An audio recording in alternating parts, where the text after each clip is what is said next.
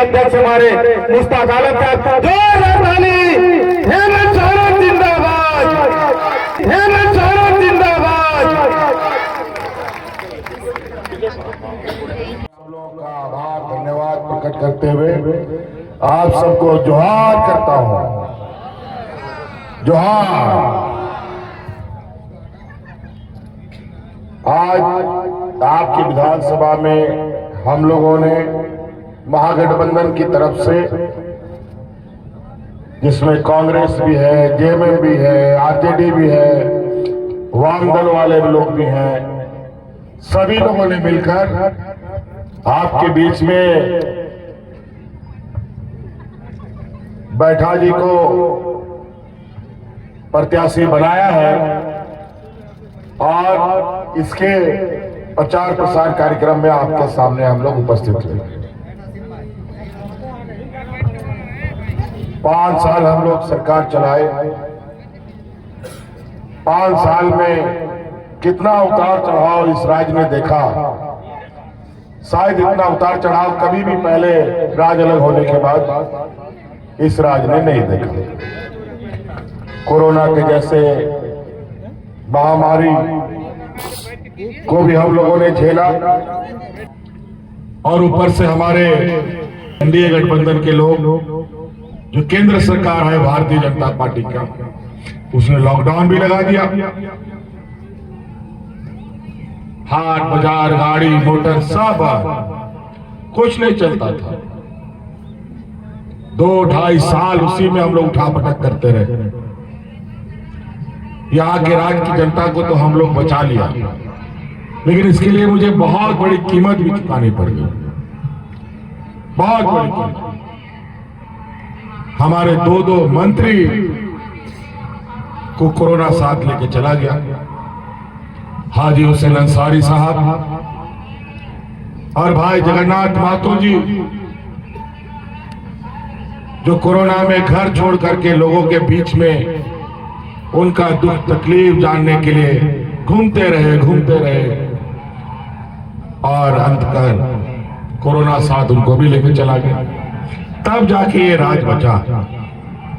अगल बगल राज में आप देखिए, जानवर की तरह लोग मर रहे थे, लेकिन यहां ऐसे कोई हालात हमने पैदा नहीं हुए। अगल बगल में तो लोग को दफन करने के लिए मिट्टी खत्म, लकड़ी खत्म। तो इस वजह से कई ऐसे उतार चढ़ाव और 2.5 साल जो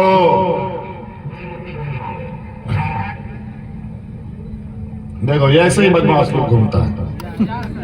जहां अच्छा काम करो वहां किचिर और इसी में पिटा जाता है तो बोलेगा मार दिया। नहीं होता। ये लोग ऐसे ही, और ये सब भारतीय जनता पार्टी और एनडीए का लोग का था। ऐसे सरसों का बहुत लोगों जहां तहां खड़ा कर देता है और लोग पिटवा देता है और बोलता है कि देखो मार दिया। अरे भाई काजी प्रचार करने के लिए जगह नहीं मिला क्या?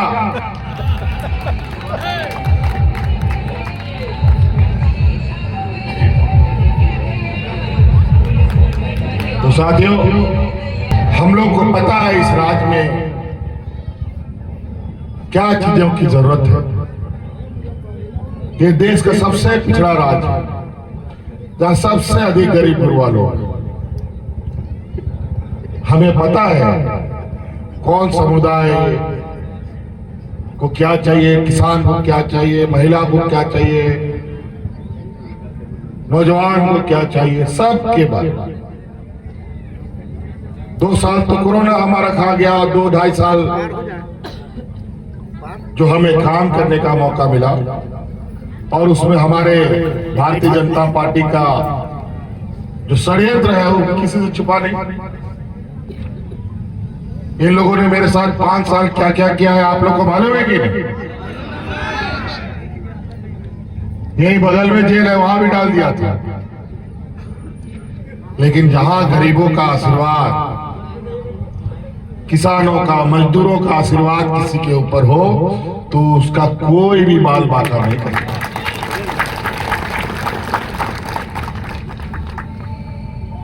आज इस राज्य की गरीबी, इस राज्य की मजबूरी जड़ से कैसे खत्म हो, इस पर हम लोग काम कर ही रहे थे कि लोगों ने चुनाव का घंटी बजा दिया।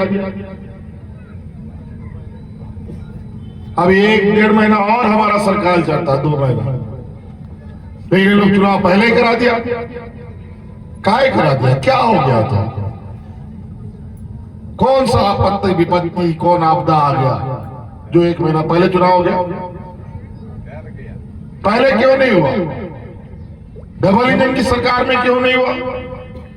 भारतीय जनता पार्टी के सरकार में क्यों नहीं हुआ? वो इसलिए नहीं हुआ, वो नहीं चाहते कि यहां का मूलवासी आदिवासी पूरी तरीके से सरकार चला पाए, अपने पैरों पर खड़ा हो पाए, झारखंड के लोग मजबूत ना हो पाए। इसीलिए ये लोग अपने ताकतों का दुरुपयोग करते हैं। आज केंद्र की सभी संवैधानिक संस्थाएं केंद्र सरकार की कठपुतली बन के घूम रही है। हम जानते हैं चुनाव आयोग के पास ये ताकत है चुनाव कराने का, लेकिन आपके पास ताकत है तो जहां तहां जिसको तिसको पिटते रहिएगा। काजी ऐसा होता है कि ताकत का उपयोग करना अजीब हालत है। और ये चुनाव बड़ा ही विचित्र तरीके से ये लोग कर रहे हैं। आज पूरा देश का ताकत सिर्फ झारखंड को कब्जा करने में लगा है, लेकिन यहाँ के आदिवासी, दलित, पिछड़ा अल्पसंख्यक से इनको कोई लेना देना नहीं। उनको लेना देना है यहाँ के खनिज संपदा से, यहाँ के जल जंगल जमीन से। इसीलिए तो ये बोलते हैं कि रोटी बेटी जमीन सब हड़प लेगा, घुसपैठिए आ गए। ये बेईमान लोग क्या रोटी बेटी का बात करेगा? ये वो जमात है, याद कीजिए बिल्किस बानो वाला कहानी, जहां 1 दर्जन से अधिक लोगों ने सामूहिक बलात्कार किया, उन लोगों को जेल में डाल दिया, लेकिन इन भारतीय जनता पार्टी ने चुनाव में उनको पेरोल में बाहर निकाल दिया। फिर सुप्रीम कोर्ट के आदेश पर उनको जेल में ठूसा गया। पंजाब में राम रहीम जो बलात्कारी के आरोप में जेल खट रहा है, उसको जेल से बाहर निकाल देता है। ये बेटी का बात करेगा। और नॉर्थ ईस्ट का जो 7 राज्य है उसका चेयरमैन यहां घूम रहा है 1 साल से, साल भर से। वहां का मुख्यमंत्री, वहां का डेवलपमेंट अथॉरिटी का चेयरमैन भी है। पूछिए मणिपुर में आदिवासियों के साथ क्या हुआ और क्या हो रहा है। आज आप लोगों का जिम्मेवारी, आप लोग का दुख दर्द, आप लोग का तकलीफ का हम लोग हिस्सेदार बने। आप लोगों का दुखों को हम लोगों ने अपने कंधों में लिया है। इसका पहला उदाहरण इस राज्य के गरीब गुरुआ, हमारे किसान भाई, हमारे ग्रामीण के लोग, सभी लोगों का 1,00,000-2 लाख रुपया बिजली का बिल भी हम लोगों ने बकाया फ्री कर दिया। क्या कि नहीं? सबका बिल बकाया फ्री हो गया। जिंदाबाद जिंदाबाद जिंदाबाद जिंदाबाद। पहले बिजली का बकाया महिलाएं अपना गहना बेच के करती थी। अब बिजली 24 घंटा आएगा, अब बिजली का बिल कभी नहीं आएगा, ये हम आपको आज महिला सशक्तिकरण पर हम लोगों ने आज हर महीना महिलाओं के खातों में महीनों से पैसे जा रहे हैं। और अभी भाजपा का अलग बोलता है कि 1000 रुपया नहीं, हम 2100 रुपया देगा। अजीब हालत है। ये वोट खरीदने आया है क्या जी? मोल मुलाई कर रहा है। हम लोग तो कानून बना करके महिलाओं को मजबूत करने का निर्णय लिया। तुम 2100 रुपया क्या चीज के लिए दोगे? वोट के लिए? मारो उठा के पट कोई लोग। हमने संकल्प लिया है कि अगली बार सरकार बनेगी यहाँ के महिलाओं के खाते में, यहाँ के गरीबों के खाते में 1-1 लाख रुपया पहुंचाने का काम करेंगे। और इसका पहला पड़ाव अभी दिसंबर में ही आपको देखने को मिलेगा। जो महिला दीदियों के खाते में 1000 रुपये जा रहा है ना, वो अब 1000 से बढ़कर के 2500 रुपया होने वाला है। तो कई ऐसी बातें हैं। अभी हम योजना अपना 2.5-3 साल का काम गिनाने लगेंगे। यहाँ आप लोग एक शहर में पुल देख रहे हैं ना, जो अभी अभी बन के तैयार हुआ है, जो उसमें लोग जा रहे हैं, ये 2 साल में मात्र बनाए और इस राज्य को दिया, इस राजधानी को दिया। तो कई ऐसी चीजें। अभी मेरा गला भी दर्द है, समय भी कम है, तो हेलीकॉप्टर उड़ नहीं पाएगा, इसलिए 2 नंबर में सुरेश बैठा जी का हाथ छाप है। हाथ को मजबूत कीजिए और ये हाथ और फिर धनुष मिलकर ये कमल छाप को सफाया करने के लिए काम करेगा और इस राज को जड़ से, इनका जो षड्यंत्र का जड़ है, इसको उखाड़ के 13 तारीख को चुनाव है। कई लोग डराएगा, धमकाएगा और ऐसे ही बदमाशी करने आएगा। देखिए, तो इसलिए छोड़िए वो सब बात। आप लोग चुपचाप 13 तारीख को कोई घर में बचना नहीं चाहिए वोट। नहीं तो ये लोग पूरा तैयारी करके बैठा है कि वोट का बिखराव कैसे करें, वोट कैसे ना होने दें। इसलिए 13 तारीख को 2 नंबर बटन हाथ छाप है।